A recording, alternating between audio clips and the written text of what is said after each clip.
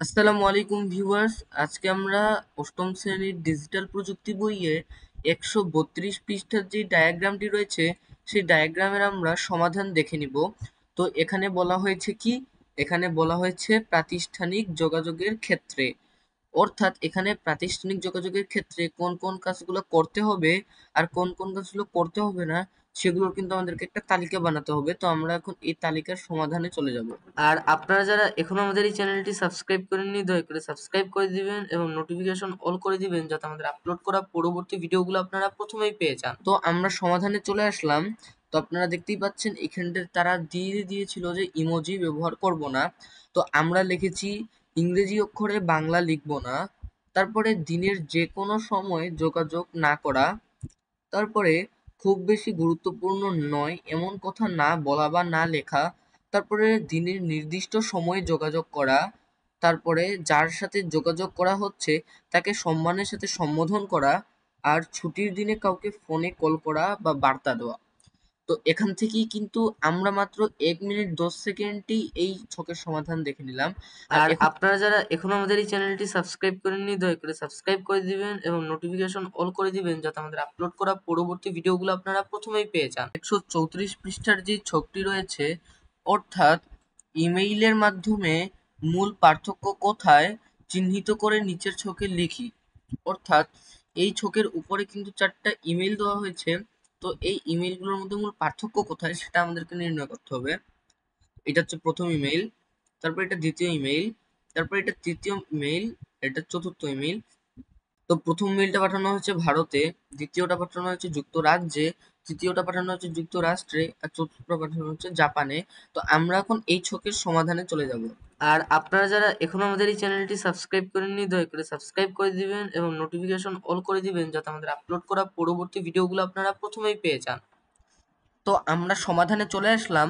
তো এখানে আমি দিয়ে দিয়েছি ভারতে পাঠানো মেইল, যুক্তরাজ্যে পাঠানো মেইল, যুক্তরাষ্ট্রে পাঠানো মেইল এবং জাপানে পাঠানো মেইল। এই প্রত্যেকটা মেইলের মূল পার্থক্য হচ্ছে সম্বোধনে। ভারতে পাঠানো মেইলে সম্বোধন করা হয়েছে ডিয়ার স্যার দিয়ে, যুক্তরাজ্যে পাঠানো মেইলে সম্বোধন করা হয়েছে ডিয়ার মিস্টার জন দিয়ে। তৃতীয় নাম্বার, যুক্তরাষ্ট্রে পাঠানো মেইলে পার্থক্য হয়েছে ডিয়ার ডক্টর জনসন দিয়ে। আর জাপানে পাঠানো মেইলে মূল সম্বোধনটা হয়েছে ডিয়ার হায়াশি সেনসি। তো আপনারা বুঝতেই পারলেন মূল পার্থক্য হচ্ছে সম্বোধনে, আর আমি সম্বোধনগুলোও কিন্তু উল্লেখ করে দিয়েছি। তো এখান থেকেই কিন্তু 134 পৃষ্ঠার ছকটি সমাপ্ত। আর এখন আপনারা যারা এখনো আমাদের এই চ্যানেলটি সাবস্ক্রাইব করেননি দয়া করে সাবস্ক্রাইব করে দিবেন এবং নোটিফিকেশন অল করে দিবেন যাতে আমাদের আপলোড করা পরবর্তী ভিডিওগুলো আপনারা প্রথমেই পেয়ে যান। 135 পৃষ্ঠার সর্ব উপরের যে ছকটি রয়েছে আমরা আজকে সেই ছকের নমুনা সমাধান দেখে নিব।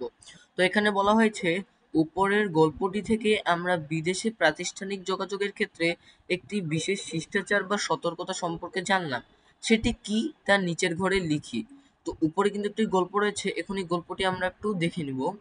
তো এখানে বলা হয়েছে রাবেয়া তার বিদ্যালয়ের পক্ষ থেকে একটি আন্তর্জাতিক বিতর্ক প্রতিযোগিতায় অংশগ্রহণের জন্য ইংল্যান্ডে যাচ্ছে। কিছু বিষয় ভালোভাবে জানার জন্য সে বিতর্ক প্রতিযোগিতার আয়োজকদের একজনকে সামাজিক যোগাযোগ মাধ্যমে একটি বার্তা পাঠালো। Hi, I am Rabia from Bangladesh. I need some information about the debate competition. কিছুক্ষণ পর সে উত্তর পেল, high, I am available to help you today at 2 p.m. CET. Call me at that time. Rabia দেখলো তখন তার ঘড়িতে দুপুর 2টা বাজে, তাই সে তখনই নম্বরটিতে কল করলো, কিন্তু ওপাশ থেকে কলটি কেটে দেওয়া হলো। কিছুক্ষণ পর রাবিয়া আরেকটি বার্তা পেল যেখানে লেখা, please call me at 2 p.m. CET, not now. Rabia কিছু বুঝতে না পেরে যখন তার বড় আপুকে বার্তাটি দেখালো তখন আপু তাকে বুঝিয়ে দিল যে সিইটি মানে সেন্ট্রাল ইউরোপিয়ান টাইম। বাংলাদেশের সময় আর সেন্ট্রাল ইউরোপিয়ান সময় এক নয়, তাই যখন বাংলাদেশের দুপুর 2টা তখন আসলে সেন্ট্রাল ইউরোপিয়ান সময় দুপুর 2টা নয়। তো আমরা এখন এই ফাঁকা ছকের সমাধানে চলে যাব। আর আপনারা যারা এখনো আমাদের এই চ্যানেলটি সাবস্ক্রাইব করেননি দয়া করে সাবস্ক্রাইব করে দিবেন এবং নোটিফিকেশন অল করে দিবেন যাতে আমাদের আপলোড করা পরবর্তী ভিডিওগুলো আপনারা প্রথমেই পেয়ে যান। তো এখানটা আমরা সমাধানে চলে আসলাম। তো এখানটা আমি দিয়ে দিয়েছি ভিন্ন সময় অঞ্চলের প্রতি সতর্কতা। যখন বিদেশে প্রাতিষ্ঠানিক যোগাযোগ করা হয় তখন স্থানীয় সময় অঞ্চল সম্পর্কে সচেতন থাকা জরুরি। স্থানীয় সময়ের সাথে যোগাযোগের সময় সঠিকভাবে মিলিয়ে নেওয়া উচিত, যাতে কোনো ভুল বোঝাবুঝি না হয়। যেমন আন্তর্জাতিক যোগাযোগে সময়ের ভুল নির্ধারণের সময় প্রাপক যে সময় অঞ্চলে আছেন সেটির প্রতি মনোযোগ দেওয়া উচিত। তো এখান থেকেই কিন্তু ১৭৫ পৃষ্ঠার সর্ব উপরের ছকটি সমাপ্ত। আর আপনারা যারা এখনো আমাদের এই চ্যানেলটি সাবস্ক্রাইব করেননি, দয়া করে সাবস্ক্রাইব করে দিবেন এবং নোটিফিকেশন অল করে দিবেন, যাতে আমাদের আপলোড করা পরবর্তী ভিডিওগুলো আপনারা প্রথমেই পেয়ে যান। ১৩৫ পৃষ্ঠার যে ছকটি রয়েছে সেই ছকের আমরা নমুনা সমাধান দেখে নিব। তো এখানে বলা হয়েছে, এবার এসো নিচের ছকের পরিস্থিতিগুলো পর্যালোচনা করি। এখানে কয়েকটি পরিস্থিতি দেওয়া আছে যেখানে আন্তর্জাতিক যোগাযোগ করা হয়েছে। আমাদেরকে খুঁজে বের করতে হবে যে এই পরিস্থিতিগুলোতে আন্তর্জাতিক যোগাযোগের ক্ষেত্রে কি কি ভুল করা হয়েছে। এসো তাহলে কাজটি করে ফেলি।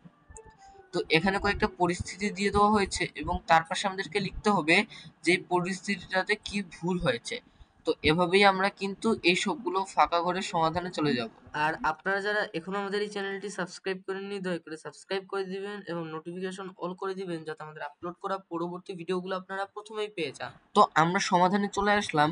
তো আমি পরিস্থিতিগুলো পড়বো না, পরিস্থিতিগুলো পড়লে কিন্তু ভিডিওটা অনেক লং হয়ে যাবে। আমি জাস্ট খালি কি ভুল হয়েছে তা জাস্ট আপনাদেরকে জানিয়ে দেবো। তো ১ নাম্বার পরিস্থিতিতে হাসান সাহেব যথেষ্ট ব্যালেন্স না রেখেই কল করেছেন।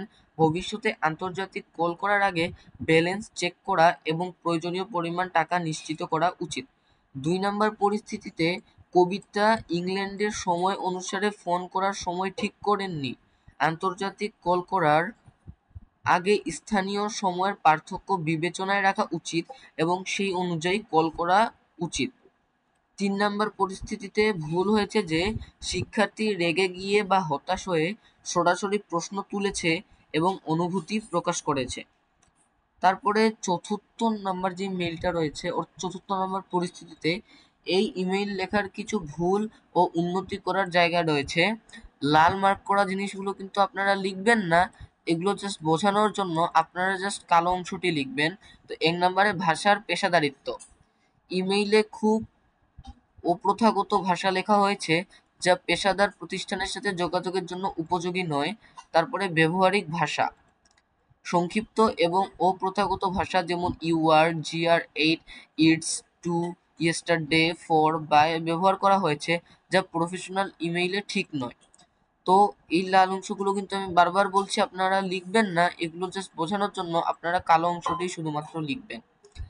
তারপরে পরিস্থিতিতে বলা হয়েছে মেল পোস্ট করার জায়গা। তো লাল অংশটা এবারেও কিন্তু আপনারা লিখবেন না, আপনারা শুধু কালো অংশটি লিখবেন, লাল অংশটি আপনাদের বোঝানোর জন্য। তো শিক্ষার্থীর ওয়েবসাইটে তথ্য জানতে চাওয়ার জন্য যে জায়গায় পোস্ট করেছে তা সম্ভবত এমন একটি প্ল্যাটফর্ম যেখানে তার প্রশ্নগুলো দেখতে না পেয়ে স্বয়ংক্রিয়ভাবে একটি সাধারণ উত্তর পেয়ে গেছে। সঠিক তথ্য জানতে হলে শিক্ষার্থীকে সরাসরি কলেজের অফিসিয়াল যোগাযোগ চ্যানেলে যোগাযোগ করতে হবে। তারপরে ভুল ধারণা, শিক্ষার্থী যদি ইমেইল ঠিকানা সহ প্রশ্ন পোস্ট করে তবে তার ব্যক্তিগত তথ্য প্রকাশিত হতে পারে এবং প্রাপ্ত উত্তর স্বয়ংক্রিয় হতে পারে, যা তার নির্দিষ্ট প্রশ্নের বিস্তারিত সমাধান দিতে পারে না। আমি কিন্তু আবারও বলছি আপনারা লাল অংশটি লিখবেন না, লাল অংশটি শুধুমাত্র আপনাদের বোঝানোর জন্য। It's just for written by learning purpose. আপনারা শুধুমাত্র কালো অংশটি লিখবেন। তারপরের পরিস্থিতিতে বলা হয়েছে ইমেলটি ভালোভাবে না পড়ে ফিরতি ইমেল পাঠানো কিছু ভুল ও সমস্যা হয়েছে। এখানেও ঠিক একই রকমভাবে আমি লাল মার্ক করে দিচ্ছি, আপনারা লাল মার্কগুলো কিন্তু লিখবেন না। তো নির্দেশনা উপেক্ষা, ইমেলটিতে স্পষ্টভাবে উল্লেখ ছিল যে রিপ্লাই দেওয়া উচিত নয় কারণ এটি একটি মনিটরড মেইলবক্স যাবে না। তাও শিক্ষার্থী সেই মেইল ঠিকানায় রিপ্লাই পাঠিয়ে আরও তথ্য জানতে চেয়েছিল, এই কারণে তাদের প্রশ্নের উত্তর পাওয়ার সম্ভাবনা কম। তারপরে সঠিক চ্যানেল ব্যবহার না করা, তো এটিও আমি লাল মার্ক করে দিচ্ছি, এটিও কিন্তু আপনারা লিখবেন না কারণ এত বড় ছকের জায়গা কিন্তু বইয়ে দেওয়া নেই, এটা জাস্ট আপনাদেরকে বোঝানোর জন্য। তো সঠিক চ্যানেল ব্যবহার না করা, ইমেইলে উল্লেখ ছিল যে কোনো অন্যান্য প্রশ্নের জন্য http://www.our.university.com.contact পরিদর্শন করতে হবে অথবা ফোনে যোগাযোগ করতে হবে শিক্ষার্থী এই নির্দেশনাগুলি মেনে চলেনি এবং আবার এই ঠিকানায় রিপ্লাই পাঠিয়েছে। আর আপনারা যারা এখনো আমাদের এই চ্যানেলটি সাবস্ক্রাইব করেননি, দয়া করে সাবস্ক্রাইব করে দিবেন এবং নোটিফিকেশন অল করে দিবেন, যাতে আমাদের আপলোড করা পরবর্তী ভিডিওগুলো আপনারা প্রযুক্তি বইয়ে 137 পৃষ্ঠার আগামী সেশনের প্রস্তুতি, অর্থাৎ এটা কিন্তু সেশন 2 এর অংশ, আর এরপরেই কিন্তু সেশন 3 রয়েছে। আজকে আমরা 137 পৃষ্ঠার সেশন 2 এর সর্বশেষ আগামী সেশনের প্রস্তুতি এই অংশের আমরা যে ছকটি রয়েছে সেই ছকের আমরা সমাধান দেখে নিব।